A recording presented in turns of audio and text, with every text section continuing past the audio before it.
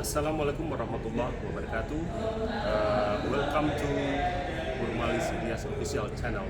Ya, jadi alhamdulillah pada hari ini kita berkesempatan ya, bertemu dengan Buddha Indra Zafri, salah satu putra terbaik Minangkabau, Sumatera Barat dan Indonesia tentunya. Pada hari ini kita diberi kesempatan untuk diskusi, ya, wawancara dengan beliau. Apa kabar, udah sehat ya?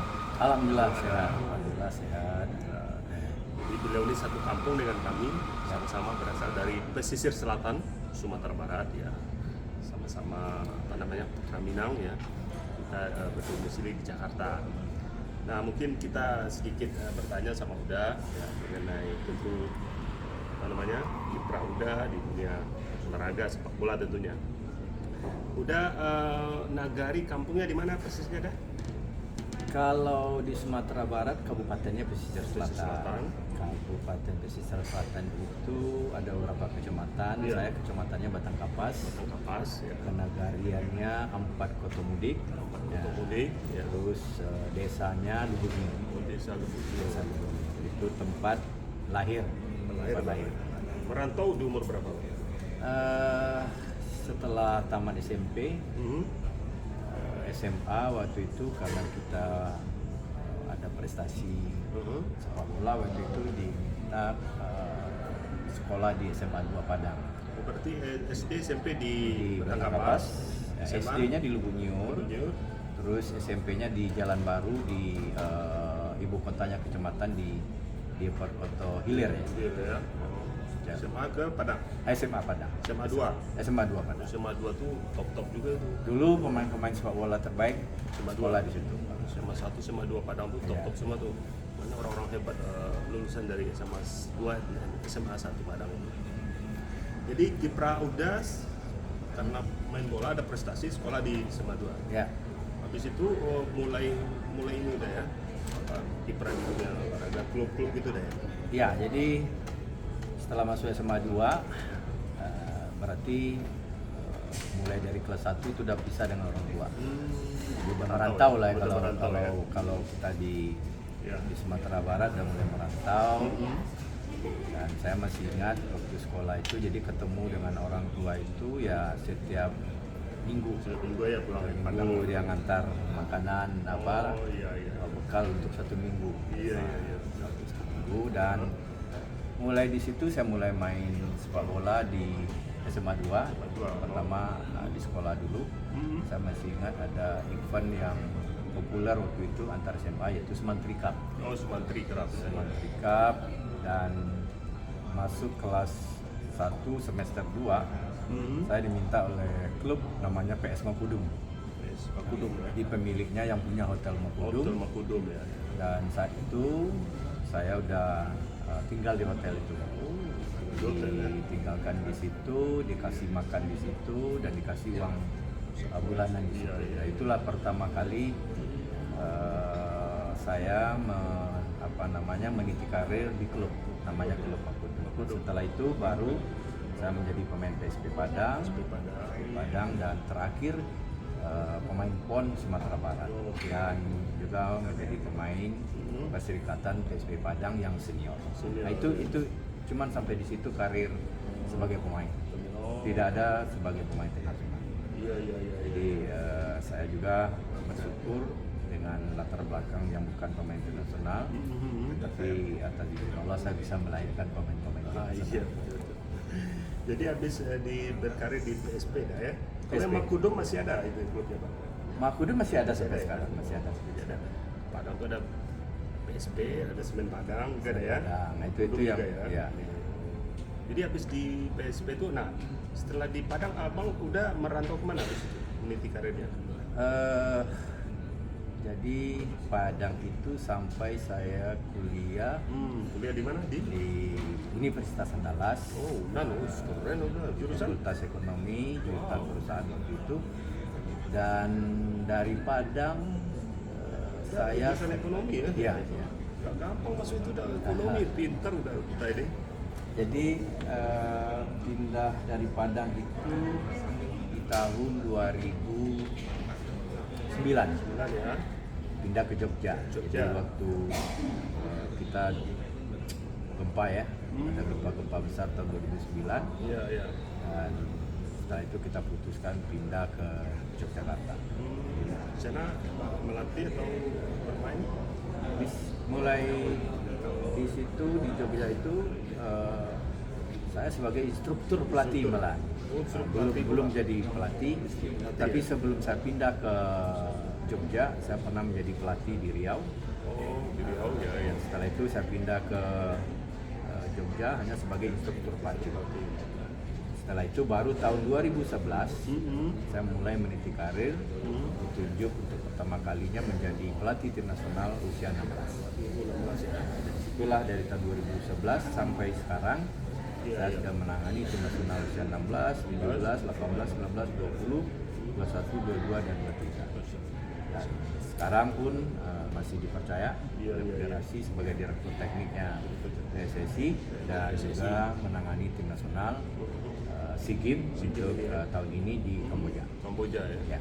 Nah, abang mulai terkenal fenomenal tuh di berapa tuh kemarin tuh bang? Tahun 2013, usia 19 tahun, setelah 22 tahun kita nggak pernah juara, waktu itu kita juara. Jadi untuk pertama kalinya setelah 22 tahun.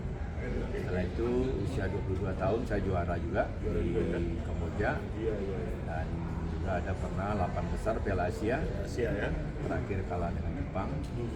Dan kemarin di tahun 2019 SEA Games Manila medali perak final lawan Vietnam. Biasa. Ini saya mau ulang lagi. Mudah-mudahan ya mohon doanya ya. Doanya bagi masyarakat Sumatera Barat dan Indonesia umumnya untuk bisa kita mendapat medali emas. Ini udah 32 tahun.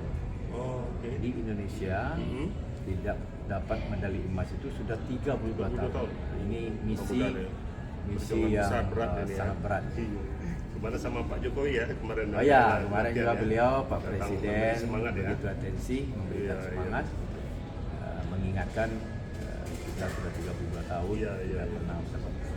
Luar biasa udah kita nih berhasil mengantarkan namanya timnas usia dari 16 sampai 23. Ya. Jadi U itu artinya usia atau under. Jadi umur ya terserah lah ya. Ada yang orang bilang under, tapi ada juga orang yang memang karena usianya harus persis seperti itu. Misalnya U16 memang harus usia 16-nya yang ikut, maka usianya disebut orang usia 16. Tapi event-event AFC itu under. Di bawah 16 boleh. 14, 15 bisa ikut ya. Iya. Jadi alhamdulillah udah meniti karir dari kampung, dari kecil, dari desa, nagari kecil ya, dari kecil, desa kecil ya di Batang Kape di pesisir selatan, di Solo, menjadi ikon nasional, tokoh nasional, pelatih tim nasional ya, kebanggaan masyarakat kita dan Sumatera Barat, Indonesia. Nah, ini kan dunia olahraga ini kan kadang-kadang orang ada yang optimis, ada yang pesimis nih, bagaimana masa depannya, gitu. Nah, menurut Anda gimana? Prospek Indonesia nih, misal karir sebagai olahragawan, begitu juga mungkin olahraganya, sepak bolanya. Mungkin kalau kita lihat di luar negeri, Eropa itu kan luar biasa deh ya, pemain bolanya kayak kaya, klubnya kayak kaya. Nah, coba menurut Anda gimana nih? Ya, kalau dibandingkan dengan 10 tahun yang lalu, di mana orang masih ragu untuk berkarir di sepak bola. Tapi dengan berkembangnya cara pengelolaan manajemen sepak bola di Indonesia dan berkembangnya industri sepak bola, saya pikir sepak bola bisa dijadikan profesi yang menjanjikan. Dan makanya juga sejalan dengan program pemerintah itu mulai dari sedini mungkin sudah diidentifikasi, deteksi bakat-bakat anak Indonesia. Kalau memang dia bakat di olahraga, ya kita harus investasi di olahraga. Kalau dia bakat di bidang eksakta, kita investasi dia di bidang eksakta. Kalau dia bakat di seni, kita salurkan dan investasi di seni. Jadi mulai spesialis. Dan saya merasakan sekali, waktu itu kan profesi saya di PT Pos Indonesia. PT Pos Indonesia, tetapi saya harus memilih di tahun 2007 di usia 46 tahun. Saya memilih apakah tetap berkarir di PT Pos atau di sepak bola. Karena saya melihat perkembangan industri sepak bola dan saya akhirnya memilih di fokus di profesi sepak bola. Dan alhamdulillah sangat sangat menjanjikan, dan bahkan ibaratnya kalau teman-teman sekarang udah pada pensiun di kalau dia di PNS, kalau di BUMN, saya baru mulai bekerja. Jadi karir di sepak bola itu tidak hanya di pemain, tapi juga di bisa dengan bidang-bidang lain, pelatih, wasit, dan pengurus ya. Dan industri sepak bola kita udah lumayan banyak sponsor deh ya. Sangat bagus sekali. Bahkan pemerintah juga sangat mensupport lewat Impres nomor 3 tahun 2019 percepatan pembangunan sepak bola nasional. Jadi istimewa lah. Istimewa ya. Jadi insya Allah karir di dunia olahraga ini cukup menjanjikan, bahkan ya mungkin pemerintah ada yang tadi ya memberikan kesempatan juga, artinya pemain yang ada juga masa depan ya dikasih kerja di BUMN, di PNS, macam-macam masih ada ya. Masih, tapi banyak para pemain yang profesional sekarang ditawarkan dia sebagai polisi, tawarkan sebagai pegawai negeri, malah nolak. Langsung tetap berkarir di ini ya. Tapi memang perlu diajarkan kepada anak-anak pemain atau pemain-pemain dari usia dini itu bagaimana juga dia tidak hanya berlatih sepak bola, tapi juga bagaimana dia menata hidupnya, memanage keuangannya. Itu penting sekali. Itu tadi. Karena tidak sedikit ya pemain-pemain sepak bola di saat jayanya dia banyak uang, tapi kalau tidak bisa memanage itu semua, dan akhirnya di masa tuanya juga nggak bagus. Oleh sebab itu saya pikir sepak bola dijadikan profesi, tapi juga harus dibekali dengan masa depan yang ditata dengan baik. Artinya berkarir di dunia sepak bola, tapi mungkin harus dipikirkan juga ya masa depan, mungkin harus punya bisnis atau apa gitu deh, harus antisipasi lah ya. Tabungan sudah banyak, jangan sampai masa muda ini habis gitu deh ya. Sebenarnya kan di profesi lain pun kalau dia tidak sama bisa saja memanage keuangannya kan juga habis juga. Apalagi orang Padang nih, orang Padang ini kan sudah berbisnis, berdagang nih dah. Kan jarang jadi warga nih. Gimana nih nasihat udah nih? Ya kan memang manusia itu punya talent berbeda, ya kan, dan tidak sedikit orang Padang juga berkarir di olahraga, banyak, jangan sekali. Dan ada juga pelatih yang top juga tuh. Ada banyak, ada Neil Maizar, ada Jafri Sastra, ada Emerald Abus, ada Safrianto, dan banyak pemain-pemain nasional juga yang berasal dari Padang, ada Yeyen Tumena dan lain sebagainya. Pemain bola kita yang ini agak lumayan terkenal siapa ada yang dari Minang nih? Kalau terakhir itu ya Yeyen Tumena, setelah itu ada Impral, sekarang juga ada di tim Sigim saya, ada Priaman, adiknya Iqbal. Ada kemarin tuh yang dari Payakumbuh ya, yang itu Nabil sekarang dia di Inggris, di Inggris lagi berlatih di Inggris. Main di situ atau gimana? Lagi berlatih di Inggris dengan program kita Garuda Select. Kita di PSSI itu ada program kerjasama dengan Mola, yaitu melatih anak-anak selama 6 bulan. Ya mudah-mudahan adik-adik kita ini bisa berkiprah juga di luar negeri, Liga Eropa, Liga Amerika, macam-macam lah. Jadi sudah harus go internasional deh ya. Harus. Jadi tidak hanya berpikir go nasional, siapa tahu bisa go internasional, ya. Dan harus punya peluang sama. Mudah-mudahan udah juga siapa tahu bisa pelatih di ASEAN, di Asia, di Eropa. Nggak ada nggak mungkin ya? Nggak ada mungkin. Nah mungkin pemerintah gimana harapan udah perhatian pemerintah terhadap dunia sepak bola dan olahraga pada umumnya bagaimana? Saya pikir di pemerintahan sekarang ini perhatiannya khusus sepak bola ya, itu sangat besar sekali dengan adanya Impres nomor 3 tahun 2019, percepatan pembangunan sepak bola. Tidak ada satu cabang olahraga pun di Indonesia dan di dunia yang punya Impres, yang benar-benar pemerintah begitu konsen memperhatikan sepak bola. Saya pikir ini perhatian presiden deh.